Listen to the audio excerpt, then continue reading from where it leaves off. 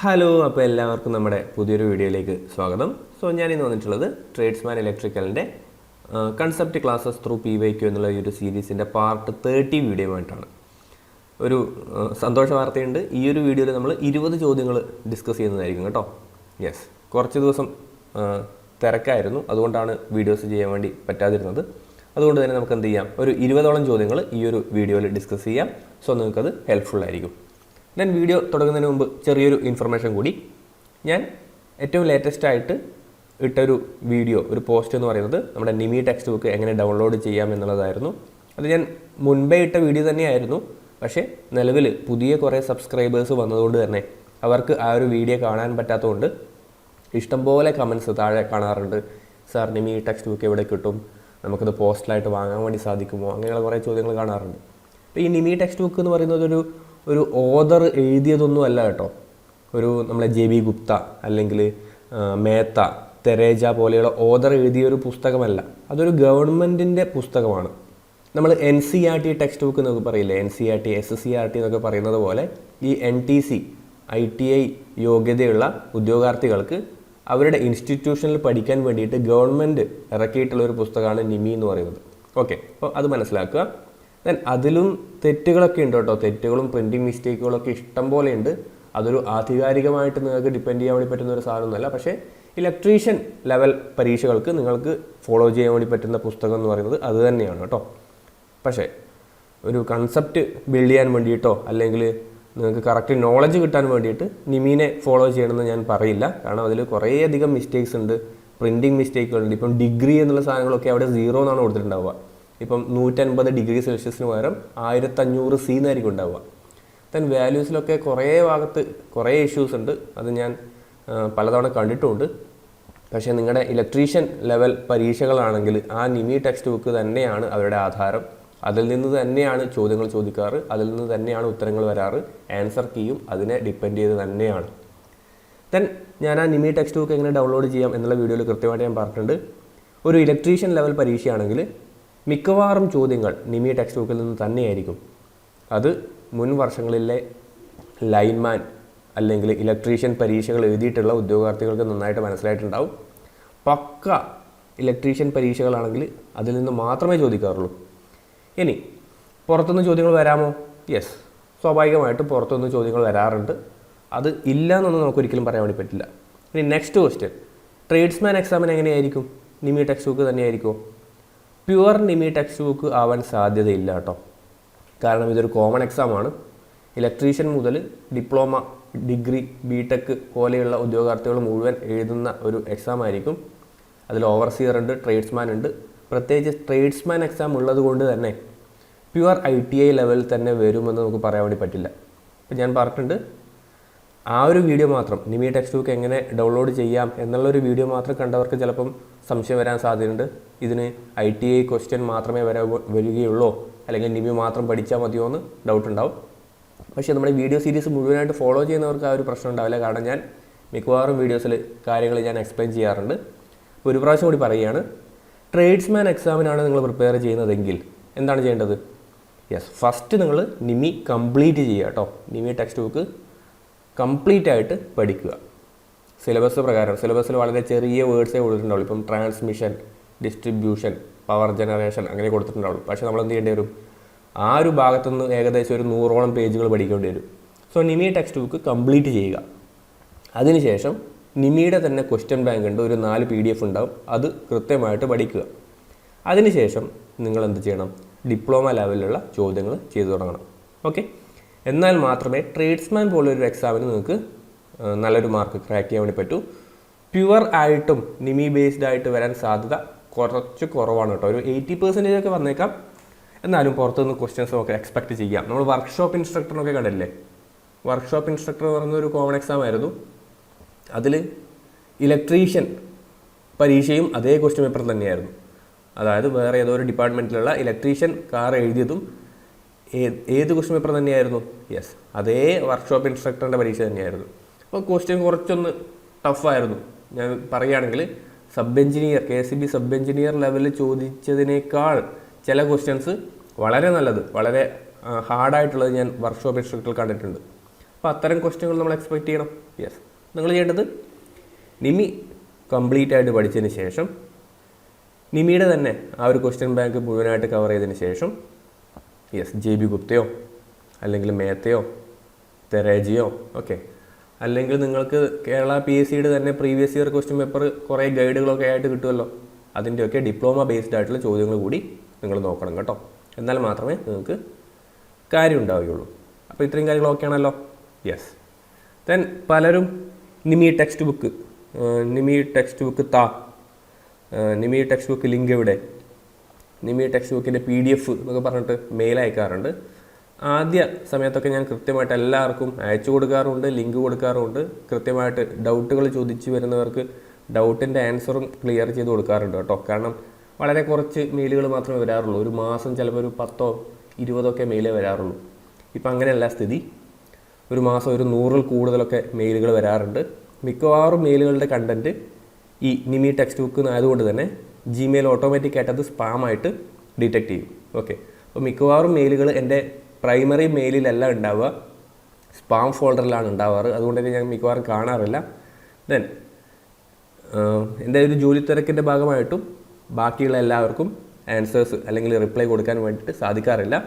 അതുകൊണ്ടാണ് ഞാൻ നിമി ടെക്സ്റ്റ് ബുക്കിൻ്റെ ലിങ്കിൻ്റെ വീഡിയോ ഒരു പ്രാവശ്യം കൂടി ഇട്ടിട്ടുള്ളത്. അപ്പോൾ നിങ്ങൾക്ക് എന്ത് ചെയ്യാം, അതൊന്ന് ഡൗൺലോഡ് ചെയ്യാം കേട്ടോ.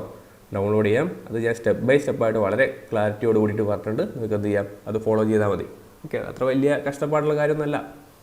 നിങ്ങൾക്ക് ആ വീഡിയോ കണ്ടു കഴിഞ്ഞാൽ കൃത്യമായിട്ട് മനസ്സിലാവും. അപ്പോൾ ഓക്കെ അല്ലേ? യെസ്, നമുക്ക് നേരെ സ്റ്റാർട്ട് ചെയ്യാം. സോ നിങ്ങൾ ആദ്യമായിട്ടാണ് ഈ ഒരു വീഡിയോ കാണുന്നതെങ്കിൽ നമ്മൾ ട്രേഡ്സ്മാൻ ഇലക്ട്രിക്കലിൻ്റെ ഒരു വീഡിയോ സീരീസ് നമ്മുടെ ചാനലിൽ സ്റ്റാർട്ട് ചെയ്തിട്ടുണ്ട്. നിരവധി ഉദ്യോഗാർത്ഥികൾ ഫോളോ ചെയ്യുന്നൊരു വീഡിയോ ആണ്. നിലവിൽ നമ്മുടെ പാർട്ട് 1 വീഡിയോ 6000 വ്യൂസ് ക്രോസ് ചെയ്തിട്ടുണ്ട്. Thank you. ഓക്കെ, നിങ്ങളെല്ലാവർക്കും നന്ദി. സോ ആദ്യമായിട്ട് കാണുകയാണെങ്കിൽ സബ്സ്ക്രൈബ് ചെയ്യുക, വീഡിയോ ലൈക്ക് ചെയ്തുകൊണ്ട് സ്റ്റാർട്ട് ചെയ്യുക കേട്ടോ. സോ തുടങ്ങുകയാണ്. ഫസ്റ്റ് ക്വസ്റ്റ്യൻ, ഒരു സ്വതന്ത്ര സ്ഥലത്തെ അബ്സല്യൂട്ട് പെർമിയബിലിറ്റി എത്രയാണെന്നാണ് ചോദിച്ചിട്ടുള്ളത്. ഇതൊരു മലയാളം ക്വസ്റ്റ്യൻ പേപ്പറാണ്. ഒരു ആനിമൽ ഹസ്ബൻഡറി ഡിപ്പാർട്ട്മെൻറ്റിലെ ഇലക്ട്രീഷ്യൻ ക്വസ്റ്റ്യൻ പേപ്പറായിരുന്നു. സാധാരണയായിട്ട് ഇലക്ട്രീഷ്യൻ പരീക്ഷകൾക്ക് മലയാളം ക്വസ്റ്റ്യൻ പേപ്പർ വരാറുണ്ട്. പക്ഷേ നമ്മുടെ ഇപ്രാവശ്യത്തെ എക്സാം ഇലക്ട്രീഷ്യൻ മാത്രമല്ല, ട്രേഡ്സ്മാനും അതേപോലെ ഓവർസിയർ പോലത്തെ ഗ്രേഡുകളൊക്കെ ഉണ്ട്. അതുകൊണ്ട് തന്നെ ഇതൊരിക്കലും മലയാളം അല്ല കേട്ടോ, ഇംഗ്ലീഷ് തന്നെയാണ് വരിക. ആ ഒരു സംശയം ഉണ്ടെങ്കിൽ അത് മാറ്റി വെച്ചോളൂ. അപ്പോൾ നമുക്ക് ഈ ക്വസ്റ്റ്യൻ ഒന്ന് ഡീകോഡ് ചെയ്താലോ. യെസ്, അപ്പോൾ ഈ ഒരു ക്വസ്റ്റ്യൻ പേപ്പർ ഞാൻ ഡിസ്കസ് ചെയ്യുന്നത് എന്തുകൊണ്ടാണെന്ന് വെച്ചാൽ ഇതായിരുന്നു നമ്മുടെ നിലവിലെ സിലബസിൽ ഏറ്റവും ലേറ്റസ്റ്റ് ആയിട്ട് ചോദിച്ചിട്ടുള്ളൊരു ക്വസ്റ്റ്യൻ പേപ്പർ എന്ന് പറയുന്നത്. സോ മലയാളം ഭാഷ നമുക്ക് പ്രശ്നമല്ല അല്ലേ, നമുക്ക് കൺസെപ്റ്റ് മനസ്സിലായാൽ മതി. ഒരു സ്വതന്ത്ര സ്ഥലത്തെ അബ്സല്യൂട്ട് പെർമിയബിലിറ്റി എന്താണെന്ന് ചോദിച്ചത്. സ്വതന്ത്ര സ്ഥലം എന്ന് പറയുന്നത് ഫ്രീ സ്പേസ് ആണ് കേട്ടോ. സോ അവർ ചോദിച്ചത് എന്താ, പെർമിയബിലിറ്റി ഓഫ് ഫ്രീ സ്പേസാണ് ചോദിച്ചത്. പെർമിയബിലിറ്റി കേട്ടോ, തെറ്റിപ്പോരുതേ. പെർമിയബിലിറ്റി എന്ന് പറയുന്നത് എന്താ, മ്യൂ ആണ്. സ്വതന്ത്ര സ്ഥലം മീൻസ് ഫ്രീ സ്പേസ്. സോ μ0 ആണ് ചോദിച്ചത്. μ0 എന്താ, 4π × 10⁻⁻7 അല്ലേ? യെസ്, 4π × 10⁻⁻7 ആണ്. ഓപ്ഷൻ ബി ആണ് കറക്റ്റ് ആൻസർ. ഇനി ഇവിടെ ഒരു സാധനം കണ്ടോ, 8.85 × 10⁻2 അല്ലേ? അത് നിങ്ങളെ തെറ്റിക്കാൻ വേണ്ടിയിട്ട് പെർമിറ്റിവിറ്റി ഓഫ് ഫ്രീ സ്പേസ് തന്നെയാണ്. അത് 8.85 × 10⁻12 ആണ് കേട്ടോ. ഓക്കെ, യെസ്, അതുകൂടി ഓർത്തിരുന്നാൽ നല്ലതാണ്. ഇനി ഈ 1ഉം 0 എന്താ, യെസ്, റിലേറ്റീവ് പെർമിറ്റിവിറ്റി. ഓക്കെ, അങ്ങനെയൊക്കെയുള്ള കുറച്ച് കൺസെപ്റ്റുകളുണ്ട്. μr-ഉം അതേപോലെ അബ്സല്യൂട്ട് എന്താ പറയുക, എപ്സിലോൺ ആറും. μr എന്താ, അത് 1 ആണ്. μr ഫോർ എയർ കേട്ടോ. μr ഫോർ എയർ എന്ന് പറയുന്നത് എത്രയാണ്, 1 ആണ്. അതായത് എയറിൻ്റെ റിലേറ്റീവ് പെർമിയബിലിറ്റി എന്ന് പറയുന്നത് 1 ആണ്. അതേപോലെ എയറിൻ്റെ റിലേറ്റീവ് പെർമിറ്റിവിറ്റി എന്ന് പറയുന്നതും 1 ആണ് കേട്ടോ. സോ അത്തരം കാര്യങ്ങൾ നിങ്ങൾ എന്ത് ചെയ്യുക, ഓർത്ത് വെക്കുക. സോ നെക്സ്റ്റ് ക്വസ്റ്റ്യനിലേക്ക് പോവാം. യൂണിറ്റ് ഓഫ് ഫ്ലക്സ് ഡെൻസിറ്റി എന്താണ്? ഓക്കെ, ഫ്ലക്സ് ഡെൻസിറ്റി പറയുമ്പോൾ ബി ആണ്. ഓക്കെ, ബിയുടെ യൂണിറ്റാണ് ചോദിച്ചത്. ഫ്ലക്സ് ഡെൻസിറ്റി പറയുമ്പോൾ ഫ്ലക്സ് പെർ ഏരിയ ആയിരിക്കുമല്ലോ അല്ലേ? ഫ്ലക്സ് ഡെൻസിറ്റി, ഒരു ഏരിയയിലുള്ള ഫ്ലക്സ് എത്രയാണെന്നാണ് ചോദിച്ചത്. സോ അതിൻ്റെ ആൻസർ എന്താ, വെബർ പെർ അല്ലേ? ഫ്ലക്സിൻ്റെ യൂണിറ്റ് വെബറാണ്. ദെൻ ഏരിയ എന്തായിരിക്കും, മീറ്റർ × മീറ്റർ സ്ക്വയർ അല്ലേ? വെബർ പെർ മീറ്റർ സ്ക്വയർ എന്നുള്ളതാണ് ആൻസർ ആയിട്ട് വരിക. ദെൻ ഇതിന് വേറൊരു യൂണിറ്റ് കൂടി ഉണ്ട് കേട്ടോ, ടെസ്ല. ഓക്കെ, ടെസ്ല എന്ന് പറയുന്നത് എന്താണ്, വെബർ പെർ മീറ്റർ സ്ക്വയറിന് ഈക്വലൻ്റ് ആണ്, അല്ലെങ്കിൽ ഫ്ലക്സ് ഡെൻസിറ്റിക്ക് ഈക്വലൻ്റ് ആണ്. വെബർ എന്ന് പറയുന്നത് ആരാ? അത് നമ്മുടെ ഫ്ലക്സിൻ്റെ യൂണിറ്റ് ആണ്. ഓക്കെ, ഫ്ലക്സിൻ്റെ യൂണിറ്റ് ആണ്. ചാലകത എന്ന് പറയുമ്പോൾ എന്തായിരിക്കും? കറണ്ടിൻ്റെ എന്തോ ഉദ്ദേശിക്കുന്നതാണ് കേട്ടോ. കറണ്ട് ക്യാരിയിങ് കപ്പാസിറ്റിയോ അതങ്ങനെയാണെന്ന് തോന്നുന്ന ചാലകത, എനിക്ക് കൃത്യമായിട്ട് ധാരണയില്ല. നമുക്ക് ഇത്രയും കാര്യങ്ങൾ ഓർത്താൽ മതി കേട്ടോ. ഓപ്ഷൻ എ ആണ് കറക്റ്റ് ആൻസർ. നെക്സ്റ്റ് പോവാം. താഴെ പറയുന്നവയിൽ ഏതാണ് ഫെറോ മാഗ്നറ്റിക് പദാർത്ഥം? നമ്മുടെ സീരീസ് സ്റ്റാർട്ട് ചെയ്യുന്ന സമയത്ത് നമ്മളിത് വളരെ ഡീറ്റെയിൽ ആയിട്ട് പറഞ്ഞിട്ടുണ്ട്. മാഗ്നറ്റിക് മെറ്റീരിയൽസിനെ മെയിനായിട്ട് 5 തരംതിരിച്ചിട്ടുണ്ട്. പക്ഷേ അതിൽ 3 ക്ലാസിഫിക്കേഷൻ നമുക്ക് പഠിച്ചാൽ മതി കേട്ടോ. എന്തൊക്കെയാണ്? Diamagnetic, paramagnetic, ferromagnetic. ഡയാമാഗ്നറ്റിക് സബ്സ്റ്റൻസിൻ്റെ കേസിൽ എന്താണ്? μr value is less than 1. Okay, less than 1 ആയിരിക്കും, സ്മോളും ആയിരിക്കും കേട്ടോ. ഇനി പാരൻ്റെ കേസിൽ μr ഗ്രേറ്റർ ദാൻ 1 ആയിരിക്കും, പക്ഷേ 1.001 ആ ഒരു റേഞ്ചിലായിരിക്കും ഉണ്ടാവുക. ഫെറോമാഗ്നറ്റിക്കിൻ്റെ കേസിൽ μr വളരെ ഹൈ ആയിരിക്കും, അതായത് റിലേറ്റീവ് പെർമബിലിറ്റി വളരെ ഹൈ ആയിരിക്കും. ഒരു അയേണിൻ്റെ ഒക്കെ കേസിൽ ഒരു 2000, 4000 ആ ഒരു റേഞ്ചിലായിരിക്കും ഉണ്ടാവുക. ഇനി എന്താണ് ഡയാമാഗ്നറ്റിക് മെറ്റീരിയൽസ്? നമ്മൾ മാഗ്നറ്റൈസ് ചെയ്യുന്ന സമയത്ത് മാഗ്നറ്റിക് ഫീൽഡിൻ്റെ ഓപ്പോസിറ്റ് ഡയറക്ഷനിൽ വളരെ ഫീബിളി, ഓക്കെ, ചെറിയ അളവിൽ മാഗ്നറ്റൈസ് ചെയ്യപ്പെടുകയാണെങ്കിൽ അവയ്ക്ക് പറയുന്നവരാണ് ഡയാമാഗ്നറ്റിക് മെറ്റീരിയൽ. പാരാമാഗ്നറ്റിക് മെറ്റീരിയൽ ആണെങ്കിലോ, നമ്മൾ ഈ ഒരു മെറ്റീരിയലിനെ മാഗ്നറ്റൈസ് ചെയ്യുന്ന സമയത്ത്, അതായത് മാഗ്നറ്റ് ആക്കാൻ വേണ്ടി ശ്രമിക്കുന്ന സമയത്ത് they magnetise in the same direction of magnetic field. Magnetic ഫീൽഡിൻ്റെ അതേ ഡയറക്ഷനിൽ മാഗ്നറ്റൈസ് ചെയ്യും, പക്ഷേ അത് വളരെ ഫീബിളി ആയിരിക്കും. ഓക്കെ, വളരെ ചെറിയ അളവിലായിരിക്കും. അതുകൊണ്ടാണ് μr ഗ്രേറ്റർ ദാൻ 1 ആണ്, പക്ഷേ ഇതൊരു സ്മോൾ വാല്യൂ ആയിരിക്കും കേട്ടോ. ഇനി ഫെറോമാഗ്നറ്റിക് മെറ്റീരിയൽ ആണെങ്കിലോ, നമ്മൾ മാഗ്നറ്റൈസ് ചെയ്യാൻ വേണ്ടി ശ്രമിക്കുന്ന സമയത്ത് they strongly magnetise in the direction of magnetic field. Magnetic ഫീൽഡിൻ്റെ അതേ ഡയറക്ഷനിൽ സ്ട്രോങ് ആയിട്ട് മാഗ്നറ്റൈസ് ചെയ്യപ്പെടുകയാണെങ്കിൽ അതിന് ഫെറോമാഗ്നറ്റിക് മെറ്റീരിയൽ എന്ന് പറയും. നമ്മൾ സാധാരണ ഫെറോമാഗ്നറ്റിക് മെറ്റീരിയൽസ് വലിയ സ്ട്രോങ് ആയിട്ടുള്ള മാഗ്നറ്റുകൾ ഉണ്ടാക്കാൻ വേണ്ടിയിട്ട് നമ്മൾ യൂസ് ചെയ്യും. ഇനി ഇവയുടെ എക്സാമ്പിൾസ് വളരെ ഇമ്പോർട്ടൻ്റ് ആണ്. പാരാമാഗ്നറ്റിക് മെറ്റീരിയൽസിൻ്റെ എക്സാമ്പിൾസ് പറയുകയാണെങ്കിൽ ഏതൊക്കെയാണ്?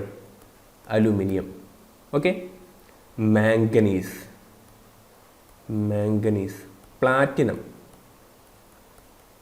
പ്ലാറ്റിനം, ദെൻ കോപ്പറും ഒക്കെ നമ്മൾ പറയും കേട്ടോ. കോപ്പർ മെറ്റൽ ആണെങ്കിലും നിങ്ങളുടെ നിമി ടെക്സ്റ്റ് ബുക്കിൽ കോപ്പർ എന്താണ്? പാരാമാഗ്നറ്റിക് തന്നെയാണ്. ഇനി ഫെറോമാഗ്നറ്റിക് മെറ്റീരിയൽ പഠിക്കാൻ വളരെ എളുപ്പമാണ്. നിങ്ങൾ എന്ത് ചെയ്താൽ മതി? നിക്കൽ എന്ന് പഠിച്ചാൽ തന്നെ കുറേ കിട്ടും. എന്തുകൊണ്ടാണ്? നിക്കലിനെ തന്നെ ഡിനോട്ട് ചെയ്യും. ഓക്കെ, നിക്കലിനെ തന്നെ ഡിനോട്ട് ചെയ്യും. ഇവിടെ ഒരു ഐ കണ്ടോ? ഈ ഐ എന്ന് പറയുന്നത് ഏതിനെ ഡിനോട്ട് ചെയ്യും? യെസ്, അയേണിനെ. ഇനി ഇവിടെ ഒരു സി കണ്ടോ? ആ സി കൊബാൾട്ട്. Okay, cobalt. പിന്നെ സ്റ്റീലും കൂടി പഠിക്കുക. സ്റ്റീല്, പിന്നെ എന്തൊക്കെ ഉണ്ടാവും? അതിൻ്റെ ആലോയ്സും കേട്ടോ. സ്റ്റീലിൻ്റെ ആലോയ്സും ഏതൊക്കെ വരും? ഫെറോമാഗ്നറ്റിക് മെറ്റീരിയൽ ആയിട്ട് വരും. അപ്പോൾ ഇവരൊക്കെ നമ്മൾ എന്ത് ചെയ്യും? സ്ട്രോങ് മാഗ്നറ്റ് ഉണ്ടാക്കാൻ വേണ്ടിയിട്ട് യൂസ് ചെയ്യുന്നത് മനസ്സിലാക്കുക. ഇനി ഡയാമാഗ്നറ്റിക് മെറ്റീരിയൽസ് പറയുന്ന സമയത്ത് ആൻറ്റിമണി, ബിസ്മത്ത്. ഓക്കെ, ബിസ്മത്ത് പലപ്പോഴും ചോദിക്കാറുണ്ട് കേട്ടോ. ബിസ്മത്ത് ഫേമസ് ആണ്. ബിസ്മത്താണ് ഏറ്റവും സ്ട്രോങ് ആയിട്ടുള്ള ഡയാമാഗ്നറ്റിക് കേട്ടോ. ഞാൻ വേറെ പറഞ്ഞു പോയോ? ഇല്ല. ഡയാമാഗ്നറ്റിക് പറയുമ്പം ആൻറ്റിമണി, ബിസ്മത്ത്, ദെൻ വരിക graphite, glass, paper. Okay, graphite, glass, paper, wood, അതൊക്കെ ഇമ്പോർട്ടൻ്റ് ആണ്. ഇനി ഇതിൻ്റെ കൂടെ ചേർത്ത് പഠിക്കേണ്ടത് വാട്ടർ ഡയാമാഗ്നറ്റിക് ആണെന്ന് പഠിക്കുക കേട്ടോ. ഇതൊക്കെ നിങ്ങളുടെ നിമിയിൽ തന്നെ മെൻഷൻ ചെയ്തിട്ടുള്ളതാണ്. അപ്പോൾ നമ്മൾ അത് തന്നെ പഠിക്കണം. ദെൻ എയർ പാരയാണ്. ഓക്കെ, എയർ പാരയാണെന്ന് കൂടി പഠിക്കുക. സോ ഇത്രയും കാര്യങ്ങൾ ഉണ്ടായിക്കഴിഞ്ഞാൽ നമുക്ക് മിക്കവാറും എല്ലാ കാര്യങ്ങളും ആൻസർ ചെയ്യാൻ വേണ്ടി പറ്റും. ഓക്കെ അല്ലേ? സോ ഇതിൻ്റെ ആൻസർ എന്താ വരിക? താഴെ പറയുന്നതിൽ ഫെറോമാഗ്നറ്റിക് അല്ലേ ചോദിച്ചേ? യെസ്. സോ ഇരുമ്പാണ് അല്ലേ, അയേൺ ആണ് നമ്മുടെ ആൻസറായിട്ട് വരിക. നെക്സ്റ്റ് പോവാം. റിലേറ്റീവ് പെർമിബിലിറ്റി ഒന്നിനേക്കാൾ കുറഞ്ഞ പദാർത്ഥം. ഞാനിപ്പോൾ പറഞ്ഞു വെച്ചതേ ഉള്ളൂ. റിലേറ്റീവ് പെർമിയബിലിറ്റി ആണ്, പെർമിയബിലിറ്റി. സോ അത് മ്യൂ ആണ്. പെർമിറ്റിവിറ്റി എന്ന് പറയുമ്പോഴാണ് എപ്സിലോൺ വരിക കേട്ടോ. സോ μr ലെസ് ദാൻ 1 ആയിട്ടുള്ള മെറ്റീരിയൽ ഏതാണെന്ന് ചോദിച്ചത്. ഞാനിവിടെ പറഞ്ഞില്ല ഏതെന്താ? അത് ഡയാമാഗ്നറ്റിക് ആണ്. ഇവിടെ ഡയാമാഗ്നറ്റിക് ഓപ്ഷൻ സി ആണ് കറക്റ്റ് ആൻസർ. ഫെറോ ആണെങ്കിൽ എന്തായിരിക്കും? μr far greater than 1. Paramagnetic ആണെങ്കിൽ μr ഗ്രേറ്റർ ദാൻ 1 അല്ലേ? ഇത് 1.001 ഒക്കെ ആയിരിക്കും കേട്ടോ. 1.002 ഇങ്ങനെയും ചോദിക്കാറുണ്ട്. ഒരു മെറ്റീരിയലിൻ്റെ, ഒരു മാഗ്നറ്റിക് മെറ്റീരിയലിൻ്റെ റിലേറ്റീവ് പെർമിയബിലിറ്റി 0.999 ആണ്. അത് ഏത് ടൈപ്പ് ഓഫ് മെറ്റീരിയൽ ആയിരിക്കാം? ഇത് കണ്ടോ, ഇത് <1 അല്ലേ? സോ നമുക്കെന്ത് പറയാം, ഇത് ഡൈ ആണെന്ന് പറയാം അല്ലേ. സപ്പോസ് അതിൻ്റെ വാല്യൂ 1.002 ആണ്, അതെന്തായിരിക്കും? അത് പാരി ആയിരിക്കും അല്ലേ. സപ്പോസ് അതിൻ്റെ വാല്യൂ ഒരു 5000 ആണ്, അതെന്തായിരിക്കും? അത് ഫെറോ ആണ്. സാധാരണ ഇത് രണ്ടുമേ ചോദിക്കാറുള്ളൂ കേട്ടോ, ഇങ്ങനെയും ചോദിക്കാറുണ്ട് എന്ന് മനസ്സിലാക്കാം. സോ നെക്സ്റ്റ് പോവാം. 24C ആണ്. 25 ഫ്ലെമിങ്ങിൻ്റെ വലതുകൈ നിയമത്തിൽ തള്ളവിരൽ എന്തിനെ സൂചിപ്പിക്കുന്നു? നമ്മളൊരു കുറേ പ്രാവശ്യം പറഞ്ഞ് തയമ്പിച്ച ഒരു ഏരിയ ആണ്. നിങ്ങൾ പറഞ്ഞേ, കണ്ടക്ടറിൻ്റെ ചലനത്തെ, കാന്തിക മണ്ഡലത്തെ, വൈദ്യുത കാന്തിക പ്രേരണ, കാന്തിക ചാലക ബലം. ഇങ്ങനെയൊക്കെ മലയാളം വന്നു കഴിഞ്ഞാൽ നമ്മൾ കൊടുക്കുമല്ലേ. ഫസ്റ്റ് പ്രശ്നമില്ല, കണ്ടക്ടറിൻ്റെ ചലനം, motion of the conductor. Next എന്താ? കാന്തിക മണ്ഡലം, മാഗ്നറ്റിക് ഫീൽഡ് ആയിരിക്കും മിക്കവാറും ഇത് കേട്ടോ. ഫീൽഡ് ഇതോ വൈദ്യുത കാന്തിക പ്രേരണ, അതെന്താണെന്ന് എനിക്ക് കറക്റ്റ് മനസ്സിലായില്ല. കാന്തിക ചാലക ബലം, ഇതിൻ്റെയൊക്കെ ഇംഗ്ലീഷ് അറിയാമെങ്കിൽ ഒന്ന് കമൻറ്റ് ചെയ്യാം കേട്ടോ. നമുക്കത് ആവശ്യമില്ല, നമുക്ക് ഇംഗ്ലീഷിൽ തന്നെയായിരിക്കും ചോദ്യം. പിന്നെ ഇത് ഡീകോഡ് ചെയ്യേണ്ട ആവശ്യം നമുക്കില്ല. എന്തുകൊണ്ടാണ്? ഫ്ലെമിങ്ങിൻ്റെ റൈറ്റ് ഹാൻഡ് റൂളിൽ തമ്പ് റെപ്രസെൻറ്റ് ചെയ്യുന്നത് മോഷനെയാണെന്ന് നമുക്കറിയാം. വാട്ടവർ അല്ലേ, അത് ലെഫ്റ്റ് ഹാൻഡ് റൂളോ റൈറ്റ് ഹാൻഡ് റൂളോ ആയിക്കോട്ടെ, തമ്പ് എപ്പോഴും മോഷനെയാണ് കാണിക്കുക, motion of the conductor. So option A ആണ് അതിൻ്റെ കറക്റ്റ് ആൻസർ. ബാക്കി ഇത് നിങ്ങൾക്ക് അറിയെങ്കിൽ, മലയാളത്തിൽ ITA പഠിച്ച, മലയാളം ടെക്സ്റ്റ് ബുക്ക് ഫോളോ ചെയ്ത ആൾക്കാരാണെങ്കിൽ അതൊന്ന് പറ്റുമെങ്കിൽ ഒന്ന് കമൻറ്റ് ചെയ്യാം കേട്ടോ. ഒരു കാന്തിക ഫ്ലക്സിൻ്റെ പ്രവാഹത്തെ എതിർക്കുവാനുള്ള അതിൻ്റെ കഴിവിനെ പറയുന്ന പേരെന്താണ്? കാന്തിക ഫ്ലക്സ്, മാഗ്നറ്റിക് ഫ്ലക്സ്. പ്രവാഹം മീൻസ് മാഗ്നറ്റിക് ലൈൻസ് ഓഫ് ഫോഴ്സിൻ്റെ ഫ്ലോ. ഓക്കെ, പ്രവാഹം മീൻസ് ഫ്ലോ ആണ് കേട്ടോ. ഫ്ലോനെ ഒപ്പോസ് ചെയ്യുന്ന കഴിവിന് പറയുന്ന പേരെന്താണ്? ഇത് എളുപ്പമാണ്. കണ്ടക്റ്റൻസ് അല്ല. കണ്ടക്റ്റൻസ് പറയുമ്പോൾ എന്താ, അത് ആ ഒരു ഫ്ലോനെ ഇമ്പ്രൂവ് ചെയ്യുന്നതാണ്. സോ അതല്ല. ഫ്ലക്സ് എന്തായാലും അല്ല. റിലക്റ്റൻസ്, പെർമിയബിലിറ്റി അല്ല. പെർമിയബിലിറ്റി എന്താ, അതിന് എത്രത്തോളം മാഗ്നറ്റൈസ് ചെയ്യാൻ വേണ്ടി പറ്റുന്നു, അല്ലെങ്കിൽ എത്രത്തോളം അതിന് കടന്നു പോകാനുള്ള സാധ്യതയുണ്ട്, അതാണ് പെർമിയബിലിറ്റി. സോ റിലക്റ്റൻസ് തന്നെയാണ് അല്ലേ. ഇവ നിങ്ങൾക്ക് അതിൻ്റെ ഡെഫിനിഷൻ അറിയില്ലെങ്കിൽ എന്ത് ചെയ്യാം, ഈ ആൻസറിൽ നിന്ന് കണ്ടുപിടിക്കാം. സോ റിലക്റ്റൻസ് എന്താ? യെസ്, നമ്മുടെ ഇലക്ട്രിക് ഫീൽഡിനകത്ത് എങ്ങനെയാണോ റെസിസ്റ്റൻസ് ആക്ട് ചെയ്യുന്നത്, അതേപോലെയാണ് നമ്മുടെ മാഗ്നറ്റിക് ഫീൽഡിൽ റിലക്റ്റൻസ് നമ്മൾ എസ് എന്നാണ് ഡിനോട്ട് ചെയ്യുക കേട്ടോ. റെസിസ്റ്റൻസ് എങ്ങനെ എഴുതുക? R = ρ × L/A അല്ലേ, L/A. ഇപ്പോൾ റിലക്റ്റൻസ് എങ്ങനെയാ അറിയോ? ഇതേ റിലേഷൻ തന്നെയാണ് കേട്ടോ. L/A അങ്ങനെ തന്നെയാണ്. തന്നെ ഇവിടെ ഒരു കോൺസ്റ്റൻറ്റ് വേണ്ടി വരുമല്ലോ. യെസ്, ഇവിടെ റെസിസ്റ്റിവിറ്റിക്ക് പകരം ഇവിടെ 1/μ എന്നുള്ളതാണ് വരിക. സോ റിലക്റ്റൻസിൻ്റെ ഇക്വേഷൻ S = 1/μ L/A. എന്താണോ റെസിസ്റ്റൻസിൻ്റെ ഡെഫിനിഷൻ? റെസിസ്റ്റൻസ് എന്താ? It is the opposition offered for the flow of current അല്ലേ. കറണ്ടിൻ്റെ ഒപ്പോസ് ചെയ്യുന്നത് ആരാണോ, കറണ്ടിനെ ഒപ്പോസ് ചെയ്യും. ഓക്കെ, കറണ്ടിനെ ഒപ്പോസ് ചെയ്യും, അതാണ് resistance. Opposition for the flow of electron അല്ലേ. ഫ്ലോ ഓഫ് ഇലക്ട്രോൺ ആണ് കറണ്ട്. ഇവിടെ എന്തായിരിക്കും, മാഗ്നറ്റിക് ഫീൽഡ് എന്തായിരിക്കും ഫ്ലോ ചെയ്യല്ല, അവിടെ ഒരു ഫ്ലക്സ് ഉണ്ട് അല്ലേ. ഫ്ലക്സ് ആണ് അവിടെ ഫ്ലോ ചെയ്യുക. സോ ഫ്ലക്സിനെ ഒപ്പോസ് ചെയ്യുന്ന ആരാ? അത് നമ്മുടെ റിലക്റ്റൻസ് ആണ് കേട്ടോ. റിലക്റ്റൻസ് ആണെന്ന് മനസ്സിലാക്കുക. ദെൻ ഈ ഇലക്ട്രിക് ഫീൽഡിനെയും മാഗ്നറ്റിക് ഫീൽഡിനെയും കമ്പയർ ചെയ്യുന്നൊരു ടേബിൾ കൂടിയുണ്ട്, അതുകൂടി ഞാനിവിടെ കൊടുത്തിട്ടുണ്ട്. നിങ്ങൾ എന്ത് ചെയ്യാം നോക്കുക, ഇതൊക്കെ ഇമ്പോർട്ടൻ്റ് ആണ്. ഇതിൽ നിന്ന് തന്നെ ഒരു 10 ചോദ്യം നിങ്ങൾക്ക് ഫോം ചെയ്യാം. സോ കറണ്ട് എന്താ? വോൾട്ടേജ് ബൈ റെസിസ്റ്റൻസ് എന്ന് പറയുന്ന പോലെ മാഗ്നറ്റിക് ഫീൽഡിൽ EMFന് ഈക്വലൻ്റ് ആയിട്ടുള്ള ആളാരാ? അത് MMF ആണ്. റെസിസ്റ്റൻസിന് ഈക്വലൻ്റ് ആയിട്ട് reluctance. So MMF by reluctance. ഇതൊക്കെ ആവശ്യമായിട്ട് വരും കേട്ടോ. ഫൈൻ്റെ ഇക്വേഷനൊക്കെ എഴുതാൻ വേണ്ടി വരാറുണ്ട്. MMF N × I ആണ് വരിക, റിലക്റ്റൻസ് S. ഓക്കെ, ഇതൊക്കെ ഇഷ്ടംപോലെ ക്വസ്റ്റ്യൻസ് വരാറുണ്ട്.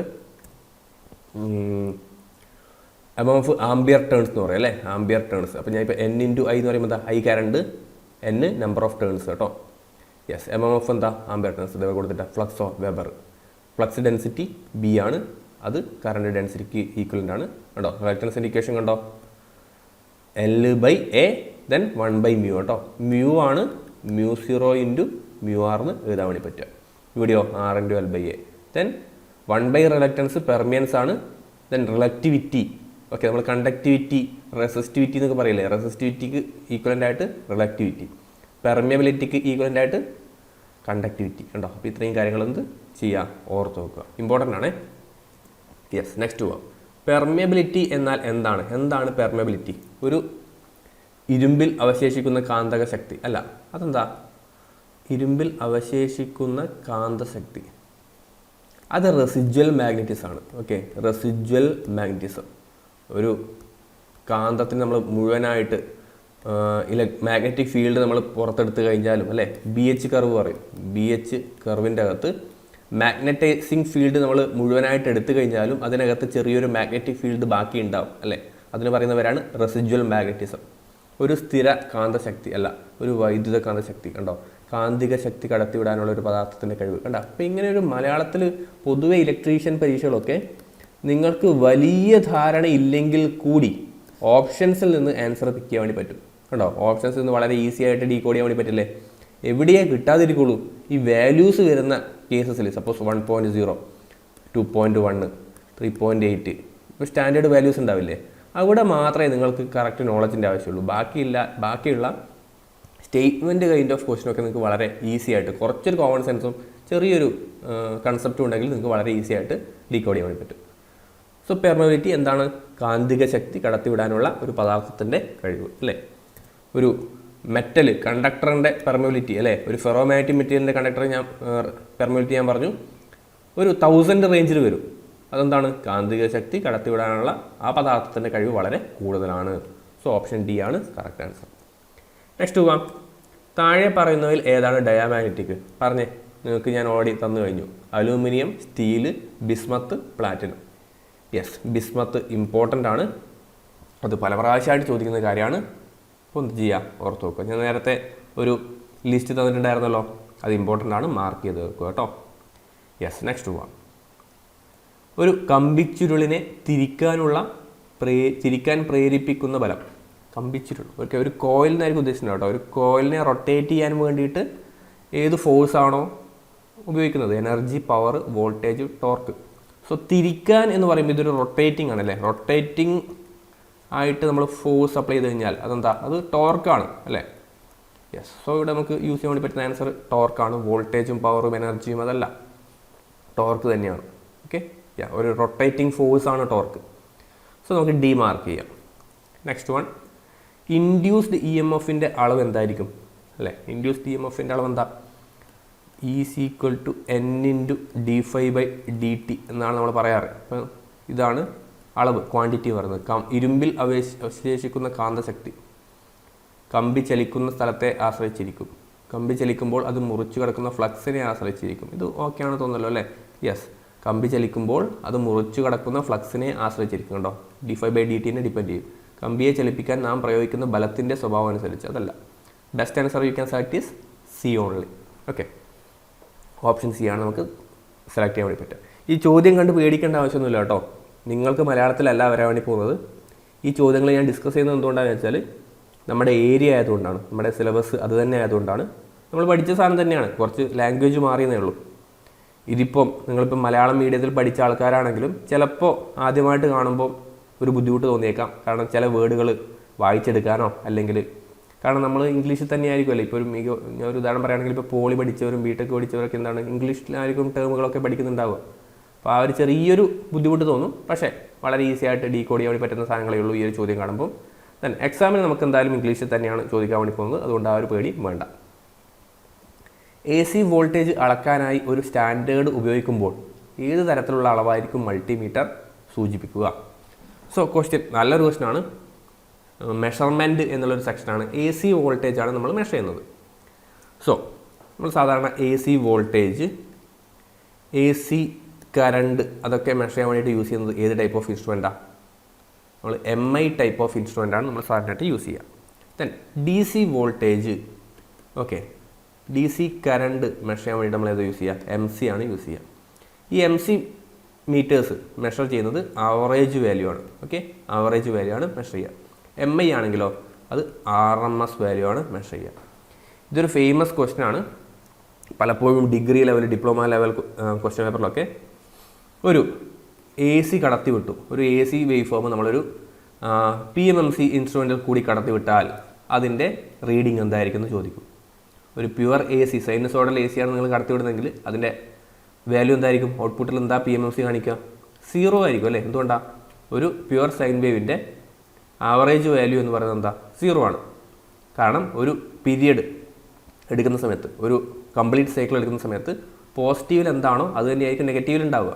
അതുകൊണ്ട് തന്നെ PMMCക്ക് നെഗറ്റീവിലെ വാല്യൂ മെഷർ ചെയ്യുന്ന സമയം കൊണ്ട് തന്നെ അടുത്ത പോസിറ്റീവ് വരും. അപ്പോൾ അതിൻ്റെ ആ ഒരു പോയിൻ്ററിന് അത്രയും ഫാസ്റ്റായിട്ട് ആക്ട് ചെയ്യാൻ വേണ്ടി സാധിക്കില്ല. അതുകൊണ്ട് അത് ആവറേജ് വാല്യൂ ആയിരിക്കും കാണിക്കുക, 0 വാല്യൂ ആയിരിക്കും കാണിക്കുക.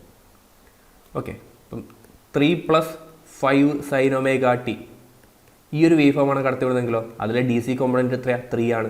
സോ PMMC കാണിക്കുന്നത് എന്തായിരിക്കും? 3 ആയിരിക്കും കാണിക്കുക. അപ്പം നിങ്ങളിപ്പം sin ωt, okay, sin 5t ഒരു 10 sin 5t കാണിക്കുകയാണെങ്കിൽ ഇതാണ് നിങ്ങൾ കടത്തിവിടുന്നെങ്കിലോ PMMC കാണിക്കുക 0 ആയിരിക്കും. എന്തുകൊണ്ടാണ്? ഇത് പ്യുവർ സൈനുസോയിഡലാണ്. അപ്പോൾ അതിൻ്റെ ആവറേജ് വാല്യൂ എത്രയാണ്? 0 ആണ്. ഓക്കെ, അങ്ങനെ ഓർത്ത് നോക്കുക. അപ്പം നമ്മൾ വിഷയത്തിൽ നിന്ന് തന്നെ മാറുന്നു. എന്താ? AC വോൾട്ടേജ് അളക്കാൻ ഒരു സ്റ്റാൻഡേർഡ് ഉപയോഗിക്കുമ്പോൾ ഏത് തരത്തിലുള്ള അളവായിരിക്കും മൾട്ടിമീറ്റർ കാണിക്കുക? പീക്ക് ടു പീക്ക് ആണോ, പീക്കാണോ, ശരാശരിയാണോ, RMS ആണോ? ശരാശരി കാണിക്കുന്നത് DC മീറ്റേഴ്സ് ആണെന്ന് ഓർത്ത് വെക്കുക. AC മീറ്റേഴ്സ് ആണെങ്കിൽ RMS ആണ് കേട്ടോ. RMS value, root mean square value ആണ് കാണിക്കുക. ഇനി ഇവിടെ CRO ഒക്കെ കാണിക്കുന്നത് എന്താ? CROയിൽ കാണിക്കുക പീക്ക് ടു പീക്ക് അല്ലേ? CROയിൽ നമ്മൾ സാധാരണ മാക്സിമം വാല്യൂ അല്ലേ, Vmax, V peak to peak അല്ലേ, minus peak to positive peak, ആ രീതിയിലാണ് കാണിക്കുക കേട്ടോ. അതുകൂടി ഓർത്ത് വെച്ചാൽ വളരെ നല്ലതായിരിക്കും. ഓക്കെ ആണെങ്കിൽ നെക്സ്റ്റ് പോകാം. താഴെ പറയുന്നവയിൽ ഏതാണ് എർത്തിങ്ങിന് തീരെ സ്വീകാര്യമല്ലാത്തത്? നമ്മൾ എർത്ത് പിറ്റ് ഒരുക്കുന്ന സമയത്ത് അതിലെ മണ്ണിൻ്റെ അവസ്ഥ ഏത് രീതിയിലായിരിക്കണം എന്നാണ് നമ്മൾ വളരെ ഡീറ്റെയിൽ ആയിട്ട് അത് പഠിക്കാറുണ്ട്. എല്ലാ എക്സാം പോയിന്റ് ഓഫ് വ്യൂവിലും അത് ഇമ്പോർട്ടൻ്റ് ആണ്. ഇൻ്റർവ്യൂസിന് വരെ അത് ഇമ്പോർട്ടൻ്റ് ആണ്. യെസ്, അതിൻ്റെ കൺസെപ്റ്റ് എന്താണ്? നമ്മളൊരു എർത്ത് പിറ്റ് ഒരുക്കുന്ന സമയത്ത് അവിടുത്തെ റെസിസ്റ്റൻസ് മിനിമൈസ് ചെയ്യുക എന്ന് പറയുന്നത് ഇമ്പോർട്ടൻ്റ് ആണ് അല്ലേ? എർത്ത് റെസിസ്റ്റൻസ് മിനിമം ആയിരിക്കണം. എന്തിനായിരിക്കും? എന്തെങ്കിലും ഒരു കേസിൽ നമുക്ക് ലീക്കേജ് കറണ്ടോ അല്ലെങ്കിൽ ഷോക്കോ അടിക്കാനുള്ളൊരു സിറ്റുവേഷൻ ഉണ്ടായിക്കഴിഞ്ഞാൽ അത് എർത്തിലേക്ക് ഗ്രൗണ്ട് ചെയ്ത് പോകണം അല്ലെ, എർത്ത് ചെയ്ത് പോകണം. അപ്പോൾ ആ ഒരു പാത്ത് വളരെ സ്മൂത്ത് ആയിരിക്കണം, റെസിസ്റ്റൻസ് കുറവായിരിക്കണം. അതുകൊണ്ട് തന്നെ നമ്മൾ എർത്ത് പിറ്റ് ഒരുക്കുന്ന സമയത്ത് ഉപ്പും കരിയും കലർത്തിയ മണ്ണ് നമ്മൾ ഉപയോഗിക്കാറുണ്ട് അല്ലേ? ഉപ്പും കരിയും ഒക്കെ കലർത്തിയിട്ട് വെള്ളമൊക്കെ ഒഴിച്ചിട്ട് നമ്മൾ അതിൻ്റെ റെസിസ്റ്റൻസ് കുറക്കാറുണ്ട്. ഉണങ്ങിയ മണ്ണ് നമുക്ക് തീരെ പാടില്ല. ഓക്കെ, ഇവിടെ തീരെ സ്വീകാര്യമല്ലാത്തതല്ലേ ചോദിച്ചേ? ഉണങ്ങിയ മണ്ണ് പാടില്ല. കളിമണ്ണ് ഞാൻ ഇതുവരെ കണ്ടിട്ടില്ല കേട്ടോ. പക്ഷേ ഉണങ്ങിയ മണ്ണ് ഞാൻ ചൂസ് ചെയ്തത് എന്തുകൊണ്ടാണെന്ന് വെച്ചാൽ ഉണങ്ങിയ മണ്ണ് നമുക്ക് ഒരിക്കലും പറ്റില്ല. നമ്മൾ അതുകൊണ്ട് തന്നെയാണ് വെള്ളമൊക്കെ ഒഴിച്ചിട്ട് എർത്ത് റെസിസ്റ്റൻസ് കുറയ്ക്കുന്നത്. അതിൻ്റെ കൂടെ ഉപ്പും കരിയും ഒക്കെ നമ്മൾ യൂസ് ചെയ്യും. ദെൻ കൂടുതൽ എർത്ത് റെസിസ്റ്റൻസ് കുറയ്ക്കേണ്ട അവസ്ഥകളിൽ അതിന് വേറെ തന്നെ മെറ്റീരിയൽ ഉണ്ട് കേട്ടോ. എർത്ത് റെസിസ്റ്റൻസ് കുറയ്ക്കാൻ വേണ്ടിയിട്ട് വേറെ തന്നെ മെറ്റീരിയൽ നമ്മളവിടെ യൂസ് ചെയ്യുകയും ചെയ്യും. ഓക്കെ, കളിമണ്ണ് ഓക്കെയാണ്. എന്തുകൊണ്ടാണെന്ന് വെച്ചാൽ കളിമണ്ണ് നമ്മൾ പറയുമ്പോൾ അത് കുറച്ചൊരു വരണ്ട മണ്ണല്ല, അതൊരു കുറച്ച് വെറ്റായിട്ടുള്ള മണ്ണാണല്ലേ. അതുകൊണ്ട് കളിമണ്ണ് ഓക്കെയാണ്. കളിമണ്ണിനേക്കാൾ പാടില്ലാത്തത് എന്താണ്? ഉണങ്ങിയ മണ്ണാണ്. ഓക്കെ, അതുകൊണ്ടാണ് B സെലക്ട് ചെയ്തിട്ടുള്ളത്. നിങ്ങളുടെ ആൻസർ കീയും B തന്നെയാണ്. നെക്സ്റ്റ് പോവാം. ഗാർഹിക ഇൻസ്റ്റലേഷനുകളിലെ റെസിഡൻഷ്യൽ ഇൻസ്റ്റലേഷൻ അല്ലെങ്കിൽ ഡൊമസ്റ്റിക് ഇൻസ്റ്റലേഷനിൽ കേബിളുകളിൽ ഉപയോഗിക്കുന്ന തുടർച്ചയായ എർത്തിങ് വയറിൻ്റെ വലിപ്പം ഏതിനേക്കാൾ ചെറുത് ആയിരിക്കാൻ പാടില്ല? ഈ ഒരു സാധനം കണ്ടോ? തുടർച്ചയായ എർത്തിങ് വയർ. ഇതെന്താ സാധനം എന്നറിയോ? Earth continuity conductor. നിങ്ങൾ കേട്ടിട്ടുണ്ടോ? എർത്ത് കണ്ടിന്യൂറ്റി കണ്ടക്ടർ, അതാണ് ഈ തുടർച്ചയായ എർത്തിങ് വയർ കേട്ടോ. എർത്ത് കണ്ടിന്യൂറ്റി കണ്ടക്ടർ എന്താ സാധനം പറഞ്ഞേ? നമ്മൾ സാധാരണയായിട്ട് ഈ എക്യുപ്മെൻസിൻ്റെ നോൺ കറണ്ട് ക്യാരിയിങ് പാർട്ടും അതേപോലെ എർത്ത് റോഡുമായിട്ട് കണക്ട് ചെയ്യുന്ന കണ്ടക്ടറിന് പറയുന്ന പേരാണ് എർത്ത് കണ്ടിന്യൂറ്റി കണ്ടക്ടർ. അതിന് കറക്റ്റ് IS നോംസ് ഒക്കെ ഉണ്ട്. സ്റ്റാൻഡേർഡ് വയർ ഗേജ് 14 താഴാൻ വേണ്ടി പാടില്ല എന്ന് പറയുന്നുണ്ട് കേട്ടോ. യെസ്, അപ്പം ECC എർത്ത് കണ്ടിന്യൂറ്റി കണ്ടക്ടറിൻ്റെ സൈസ് സ്റ്റാൻഡേർഡ് വയർ ഗേജ് 14 കുറയാൻ വേണ്ടി പാടില്ല. SWG എന്ന് പറഞ്ഞാൽ സ്റ്റാൻഡേർഡ് വയർ ഗേജ് ആണ്. അതേപോലെ AWG ഉണ്ട്, American wire gauge. Okay, so നമ്മുടെ ആൻസർ എന്താ? ഓപ്ഷൻ A ആണ് നമ്മുടെ ആൻസർ വരിക. അപ്പോൾ ഇനി നെക്സ്റ്റ് അതിൽ നിന്ന് വീണ്ടും ചോദിക്കാറുണ്ട്, ഇവയിൽ ഏത് വയറിനാണ് ഏറ്റവും കൂടിയ പരിച്ഛേദ പ്രദേശമുള്ളത്? ഉദ്ദേശിക്കുന്നവർ ഒന്നുകിൽ സർഫേസ് ഏരിയയോ ക്രോസ് സെക്ഷൻ ഏരിയ ആണ് ചോദിക്കുന്നത് തോന്നുന്നു കേട്ടോ. പരിച്ഛേദ പ്രദേശം എന്ന് പറഞ്ഞാൽ അത് ക്രോസ് സെക്ഷൻ ഏരിയ ആണ്. മനസ്സിലാക്കേണ്ട കാര്യം, SWG കൂടും തോറും കണ്ടക്ടറിൻ്റെ സൈസ് കുറയും. ഓക്കെ, അതായത് SWG 1 ആണോ SWG 2 ആണോ കട്ടി കൂടിയത് എന്ന് ചോദിച്ചു കഴിഞ്ഞാൽ SWG 1 ആണ് തിക്നെസ് കൂടുതൽ. ഓക്കെ, മനസ്സിലാക്കുക. ചിലപ്പോൾ ആൾക്കാർ വിചാരിക്കും അത് നമ്മൾ മനസ്സിലാക്കുന്ന കാര്യത്തിലെ ഒരു പ്രശ്നമാണ്. ചിലപ്പോൾ ആൾക്കാർ പറയും നല്ല ഗേജ് കൂടിയ വയർ ഉപയോഗിക്കടാന്ന് പറയും. ഓക്കെ, അത് കട്ടി കൂടിയ വയർ ഉപയോഗിക്കാൻ വേണ്ടിയിട്ട് പറയേണ്ട ആവശ്യങ്ങളില്ല. അവർ പറയും എടാ ഗേജ് കൂടിയ വയർ ഉപയോഗിക്കൂ എന്ന് പറയും. ആക്ച്വലി ഗേജ് കൂടിയാൽ കട്ടി കൂടുമോ, തിക്നെസ് കൂടുമോ? ഇല്ല, തിക്നെസ് കുറയുകയാണ് ചെയ്യുന്നത് അല്ലേ. തിക്നെസ് കുറയുകയാണ് ചെയ്യുന്നത്, കാര്യം ഓർത്ത് വെക്കുക. പക്ഷെ നമ്മൾ പറയുന്ന സമയത്ത് അങ്ങനെയുള്ള കാര്യങ്ങൾ പറയുന്നതുകൊണ്ട് കൺസെപ്റ്റ് മാറി പറയാൻ സാധ്യതയുണ്ട്. പലപ്പോഴും ഏതെങ്കിലും ഒരു ഏതെങ്കിലും ഒരു ആപ്ലിക്കേഷന് കണ്ടക്ടർ യൂസ് ചെയ്യുന്ന സമയത്ത് നമ്മൾ പറയും യെസ് ഫ്യൂസ് കിട്ടിയത് ഗേജ് കൂടിയ വയറുകൊണ്ടാണ്, അതുകൊണ്ടാണ് അത് ഉപയോഗിക്കാൻ വേണ്ടി പറ്റാഞ്ഞത്. അല്ലെങ്കിൽ എന്തെങ്കിലും ഒരു സാധനത്തിൻ്റെ തിക്നെസ് പറയുന്ന സമയത്ത്, ഒരു പ്ലേറ്റിൻ്റെ തിക്നെസ് പറയുന്ന സമയത്ത് അത് ഗേജ് കൂടിയ പ്ലേറ്റ് ആണെന്നൊക്കെ പറയും. പക്ഷേ ആക്ച്വലി അവർ ഉദ്ദേശിക്കുന്ന കാര്യം തെറ്റാ അല്ലേ. ഗേജ് കുറഞ്ഞതാണ്. ഗേജ് കുറഞ്ഞാലാണ് തിക്നെസ് കൂടുക എന്ന് മനസ്സിലാക്കുക. അതിൻ്റെ ഒരു SWGൻ്റെ ഒരു ഡിസ്ക് ഞാൻ കാണിച്ചു തരാം. കണ്ടോ, ഇങ്ങനെയാണ് സ്റ്റാൻഡേർഡ് വയർ ഗേജ് ഉണ്ടാവുക. അപ്പോൾ SWG 0 എന്ന് പറയുമ്പോൾ അതിനാണ് ഏറ്റവും കൂടുതൽ തിക്നെസ് ഉണ്ടാവുക കേട്ടോ. നിങ്ങൾക്ക് ആവശ്യമാണെങ്കിൽ നിങ്ങളുടെ നിവി ടെക്സ്റ്റ് നോക്കി നോക്കിക്കഴിഞ്ഞാൽ അതിൻ്റെ തിക്നെസ് ഇൻ mm, അതേപോലെ ഏരിയ ഇൻ mm² ഒക്കെ അതിനകത്ത് മാർക്ക് ചെയ്തിട്ടുണ്ട്. 1 ആകുമ്പോൾ അത് കുറച്ച് കുറഞ്ഞു, 2 mm വീണ്ടും കുറഞ്ഞു. അതേപോലെ SWG 36 ആകുന്ന സമയത്ത് നിങ്ങൾ കണ്ടോ ഇതിൻ്റെ തിക്നെസ് വളരെ കുറവാണല്ലേ. തിക്നെസ് വളരെ കുറവാണ്. ഓക്കെ, അപ്പോൾ അത്തരം കാര്യങ്ങൾ ഓർത്ത് വെക്കുക.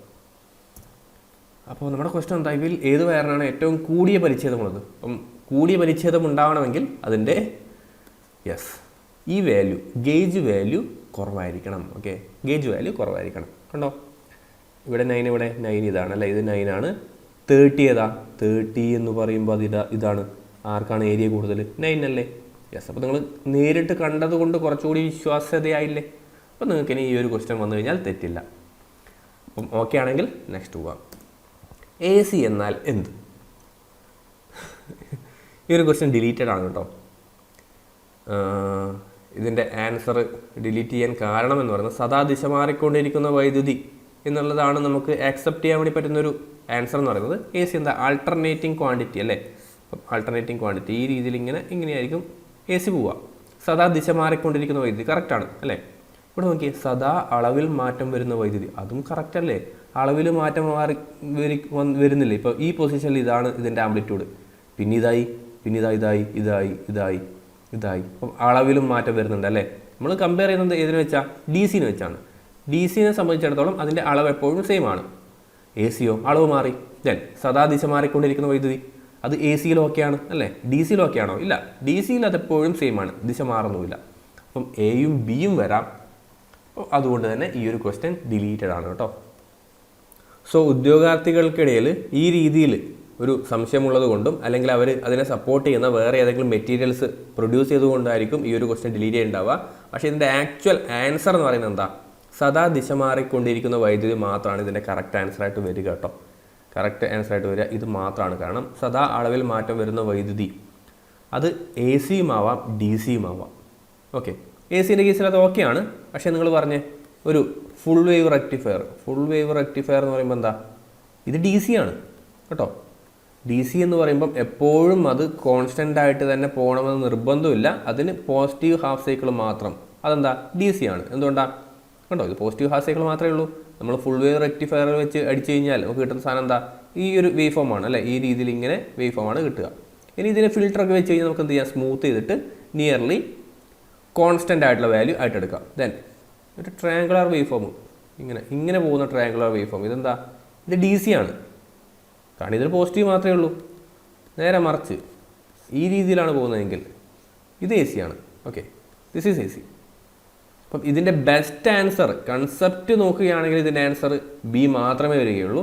പക്ഷേ ചിലപ്പം ക്വസ്റ്റ്യനിലുള്ള ആ ഒരു കൺഫ്യൂഷൻ്റെ ഭാഗമായിട്ട് ഡിലീറ്റ് ചെയ്തൊരു ചോദ്യമാണ്. സോ ഇങ്ങനെ ഒരു ചോദ്യം വരില്ല നമുക്ക് പ്രതീക്ഷിക്കാം കേട്ടോ. ഇനി അഥവാ വന്നാലും നിങ്ങൾ ആൻസർ ചെയ്യേണ്ടതാണ് സദാ ദിശ മാറിക്കൊണ്ടിരിക്കുന്ന വൈദ്യുതിയാണ് നിങ്ങൾക്ക് ഏറ്റവും ബെസ്റ്റായിട്ട് ചൂസ് ചെയ്യാൻ പറ്റുക. അതിന് ഇൻഡക്റ്റീവ് വൈദ്യുതി, സൈൻ വേവിൻ്റെ ആകൃതിയിലുള്ള വൈദ്യുതി. സൈൻ വേവിൻ്റെ ആകൃതിയിലുള്ളത് AC ആണെന്ന് നിർബന്ധമില്ല അല്ലേ. ആൾട്ടർനേറ്റിംഗ് ക്വാണ്ടിറ്റി, ആൾട്ടർനേറ്റിംഗ് കറണ്ട് എന്ന് പറയുന്നത് ഒരിക്കലും സൈൻ അല്ല. സൈനുസോഡൽ ആൾട്ടർനേറ്റിംഗ് ക്വാണ്ടിറ്റിയാണ്. അതിന് മാത്രമേ സൈൻ വേവിൻ്റെ ആകൃതി വരുള്ളൂ. ഇപ്പോൾ ഇതിപ്പോൾ സൈൻ ആണോ? അല്ല. പക്ഷേ ഇത് AC ആണ് അല്ലേ. യെസ്. അപ്പോൾ നിങ്ങൾ കൺസെപ്റ്റ് മനസ്സിലാക്കുക. നമ്മൾ പണ്ട് മുതലേ AC എന്ന് പറയുമ്പം ഈ ഒരു വേവ് ഫോം കണ്ടതുകൊണ്ടാണ് നമ്മളെപ്പോഴും സൈനുസോഡലിലേക്ക് പോകുന്നത് കേട്ടോ. ഇപ്പം ഇത് എ സി ആണെന്ന് മനസ്സിലാക്കുക. ഇതും എന്താണ്? എ സി ആണ്, ഇതും എ സി ആണ്. എന്തുകൊണ്ടാണ്? Yes, positive and negative half cycle ഉണ്ടല്ലേ, ഇതാ. യെസ്, അപ്പോൾ അത്രയും കാര്യങ്ങൾ ഓർത്ത് കഴിഞ്ഞാൽ നിങ്ങൾക്ക് നല്ലൊരു കൺസെപ്റ്റ് ഉണ്ടാവും. ഏതൊരു ചോദ്യം വന്നു കഴിഞ്ഞാൽ നിങ്ങൾക്ക് എന്ത് ചെയ്യാം? ആൻസർ ചെയ്യാം. നെക്സ്റ്റ്, ഒരു 100 വാട്ട് 250 വോൾട്ട് ബൾബിൻ്റെ പ്രതിരോധം എത്ര? നല്ല ചോദ്യമാണ്. ഒരു ഡിപ്ലോമ ലെവലൊക്കെ ചോദിക്കാൻ വേണ്ടി പറ്റുന്നൊരു ചോദ്യമാണ്. എന്താ? പവർ 100, വോൾട്ടേജ് 250, റെസിസ്റ്റൻസ് അറിയില്ല. നമുക്കറിയാം P is equal to V square by R അല്ലേ. ആറിനെ മേലോട്ടേക്ക് എടുത്തോ, പി താഴോട്ടേക്ക് പോട്ടെ, V square by P. Voltage എത്രയാ? 250. 250 ഇൻറ്റു 250 ഡിവൈഡഡ് ബൈ പവർ 100 വാട്ടാണ്. 0 0 കട്ട് 0 0 കട്ട്. 25ൻ്റെ സ്ക്വയർ എത്രയാ? 625. റെസിസ്റ്റൻസ് ആയതുകൊണ്ട് ഓം ഓപ്ഷൻ ഡി ആണ് കറക്റ്റ് ആൻസർ. ഓക്കെ അല്ലേ? യെസ്, വളരെ ഈസി ആയിട്ട് മാർക്ക് സ്കോർ ചെയ്യാം. നെക്സ്റ്റ്, 230 വോൾട്ട് സപ്ലൈയിൽ നിന്നും 115 വോൾട്ട് ബൾബ് കത്തിക്കാനായി എന്ത് ചെയ്യണം? യെസ്, ഇതൊരു നല്ല ചോദ്യമാണ്. പക്ഷേ പ്രശ്നം എന്താണെന്ന് വെച്ചാൽ ഈ ചോദ്യം ഇൻകംപ്ലീറ്റ് ആണ് കേട്ടോ. ഇവിടെ വാട്ടേജ് കൂടി കൊടുത്താൽ മാത്രമേ ആക്ച്വലി നമുക്ക് ആ റെസിസ്റ്റൻസിൻ്റെ വാല്യൂ പറയാൻ വേണ്ടി പറ്റുകയുള്ളൂ. ഓക്കെ, അത് കാണിച്ചു തരാം. എന്താ ചോദ്യം? എന്താ? 230 വോൾട്ടുള്ള ഒരു സപ്ലൈ. ഓക്കെ, 230 വോൾട്ടാണ് അതിൻ്റെ സപ്ലൈ എന്ന് പറയുന്നത്. ഇങ്ങനെ സപ്ലൈ ഉണ്ടെന്ന് വിചാരിച്ചു കേട്ടോ. നമുക്കിവിടെ ഒരു ബൾബ് ഉണ്ട്. ഓക്കെ, ഒരു ബൾബുണ്ട്. ഈ ബൾബിൻ്റെ വോൾട്ടേജ്, ഒരു ബൾബിന് സ്പെസിഫിക്കേഷൻ ഉണ്ടാവല്ലോ, ബൾബിൻ്റെ അക്രോസ് നമുക്ക് കൊടുക്കാൻ വേണ്ടി പറ്റുന്ന വോൾട്ടേജ് ഉണ്ടാവല്ലോ, അത് 115 വോൾട്ടാണ് കേട്ടോ. സോ ഈ കേസിൽ നമ്മൾ 230 വോൾട്ട് കൊടുത്തു കഴിഞ്ഞാൽ എന്ത് സംഭവിക്കും? ഈ ബൾബ് ഫ്യൂസ് ആവും. സ്വാഭാവികമാണ്. അതെന്തുകൊണ്ടായിരിക്കും? യെസ്, ഈ ബൾബിൻ്റെ റെസിസ്റ്റൻസ് ആ രീതിയിലായിരിക്കും കേട്ടോ.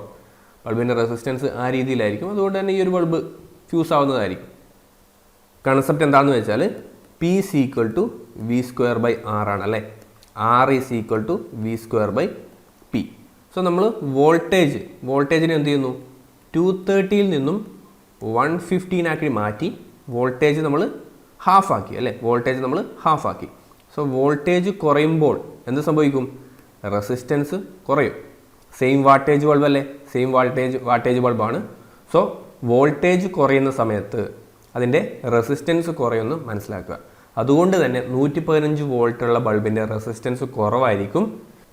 സോ ആ ഒരു വോൾട്ടേജ് ഡ്രോപ്പ് മെയിൻറ്റെയിൻ ചെയ്യാൻ വേണ്ടിയിട്ട് നമ്മളൊരു റെസിസ്റ്റൻസ് സീരീസ് ആയിട്ട് കണക്ട് ചെയ്യേണ്ടി വരും. ഓക്കെ, ഒരു സീരീസ് ആയിട്ട് ഒരു റെസിസ്റ്റൻസ് കണക്ട് ചെയ്യണം. അതാണ് ഇവിടുത്തെ കൺസെപ്റ്റ്.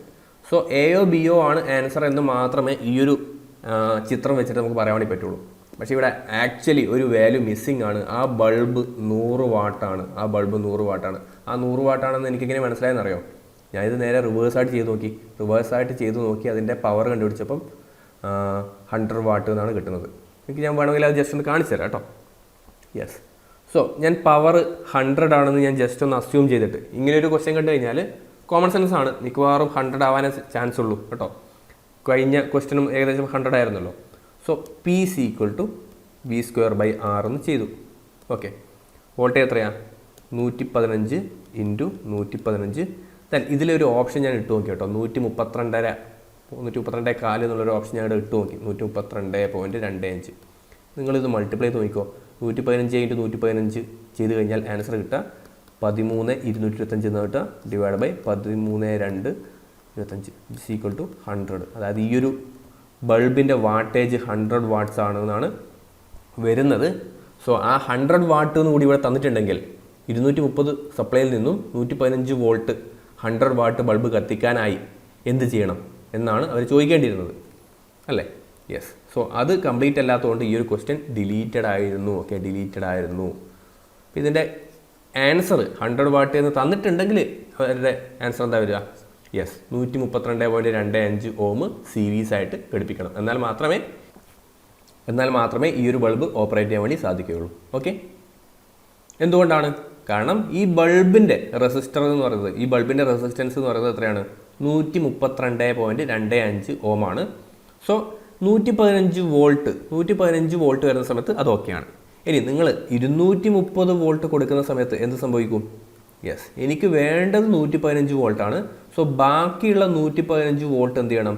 ഡ്രോപ്പ് ആയി പോകണം. Okay, it should drop across some resistance. നമ്മൾ എവിടെയെങ്കിലും ആ ഒരു വോൾട്ടേജ് ഡ്രോപ്പ് ചെയ്ത് കളയണം. അല്ലെങ്കിൽ അത് നമ്മുടെ ബൾബിന് അക്രോസ് വന്നു കഴിഞ്ഞാൽ ബൾബ് അടിച്ചു പോകും.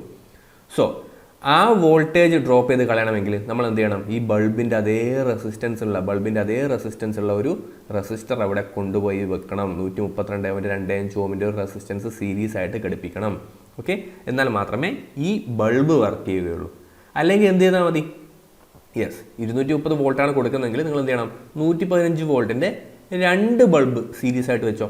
2 ബൾബ് നിങ്ങൾ സീരീസ് ആയിട്ട് വെച്ച് കഴിഞ്ഞാൽ അത് സ്മൂത്തായിട്ട് ഓപ്പറേറ്റ് ചെയ്യും. സോ ആ ഒരു കൺസെപ്റ്റ് കിട്ടിയില്ലേ?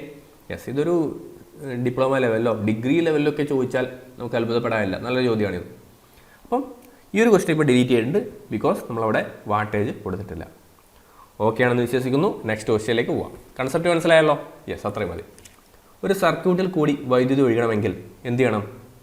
അതിൽ യാന്ത്രിക ബലം വേണം, അതിൽ കായിക ബലം വേണം, അതിൽ വൈദ്യുത ബലം വേണം, അതിൽ കാന്തിക ബലം വേണം, അതിൽ വൈദ്യുത ബലം വേണം. ഓക്കെ, ഇലക്ട്രോമോട്ടീവ് ഫോഴ്സ് ആണോ അവർ ഉദ്ദേശിക്കുന്നത്? വൈദ്യുത ബലം, ഇലക്ട്രിക് ഫോഴ്സോ അതെന്തോ ആണ് അവർ ഉദ്ദേശിക്കുന്നത്. പൊട്ടൻഷ്യൽ ഡിഫറൻസ് ഉണ്ടെങ്കിൽ മാത്രമേ കറണ്ട് ഫ്ലോ ചെയ്യുകയുള്ളൂ. അതായിരിക്കും മിക്കവാറും ഉദ്ദേശിക്കുന്നുണ്ടാവുക കേട്ടോ. വൈദ്യുത ബലം കൊണ്ട് ഉദ്ദേശിക്കുന്നത് ഇലക്ട്രോമോട്ടീവ് ഫോഴ്സ് ആയിരിക്കും. ഓക്കെ, ഒരു EMF ഉണ്ടെങ്കിൽ അവിടെ ഒരു പൊട്ടൻഷ്യൽ ഡിഫറൻസ് ഉണ്ടെങ്കിൽ മാത്രമല്ലേ അവിടെ ഒരു കറണ്ട് ഫ്ലോ ചെയ്യുകയുള്ളൂ. അപ്പോൾ അതായിരിക്കും മിക്കവാറും ആൻസർ വരിക. ബാക്കിയൊന്നും വരാൻ സാധ്യതയില്ല. ഓക്കെ, നിങ്ങളുടെ ആൻസർ കീയിലും സി തന്നെയാണ്. യെസ്, നെക്സ്റ്റ് പോവാം. ഒരു AC വൈദ്യുതിയുടെ ഫോം ഫാക്ടർ കണ്ടുപിടിക്കുന്നത് എങ്ങനെ? എല്ലാ പരീക്ഷകളും ചോദിക്കുന്ന AC സർക്യൂട്ട് അല്ലെങ്കിൽ AC ഫണ്ടമെൻ്റൽസ് എന്നുള്ളൊരു ഭാഗത്തു നിന്ന് ചോദിക്കുന്ന ചോദ്യമാണ്. ഇത് വളരെ എളുപ്പമാണ് കേട്ടോ. ഫോം ഫാക്ടർ കണ്ടുപിടിക്കാൻ വളരെ എളുപ്പമാണ്. എന്തുകൊണ്ടാണ്? അതിൽ തന്നെ ഉണ്ട് ആൻസർ. കണ്ടോ, ഫോം ഫാക്ടറിൽ ഒരു 6, ഫാക്ടറിൽ ഒരു A. So RMS value divided by average value, അതാണ് ഫോം ഫാക്ടർ. ഞാനത് എഴുതിയാണ്. RMS value by peak value, RMS value by average value. Option B ആണ് കറക്റ്റ് ആൻസർ. ഓക്കെ അല്ലേ? യെസ്.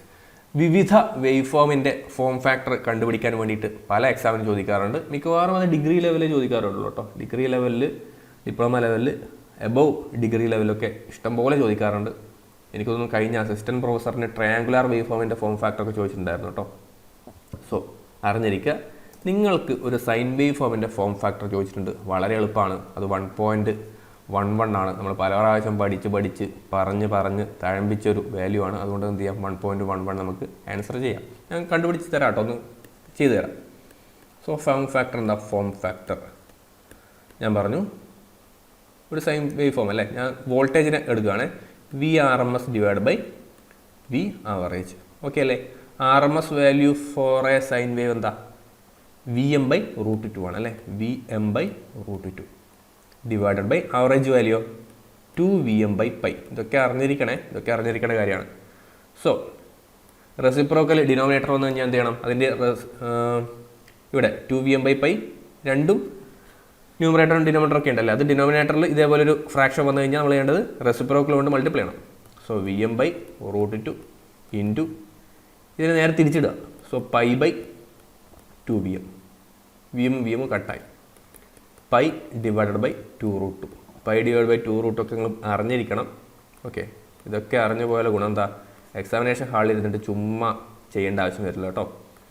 ഓക്കെ, ആൻസർ 1.11 ഒക്കെയാണ് ആൻസർ ആയിട്ട് വരിക. ഓക്കെ, 1.11 ആണ് ഇതിൻ്റെ ആൻസർ വരിക. ഓക്കെ ആണല്ലോ? യെസ്. അപ്പോൾ അത്രയും ചോദ്യങ്ങൾ മതി. അപ്പോൾ നമുക്കിനി മറ്റൊരു വീഡിയോ ആയിട്ട് കാണാം. Thank you.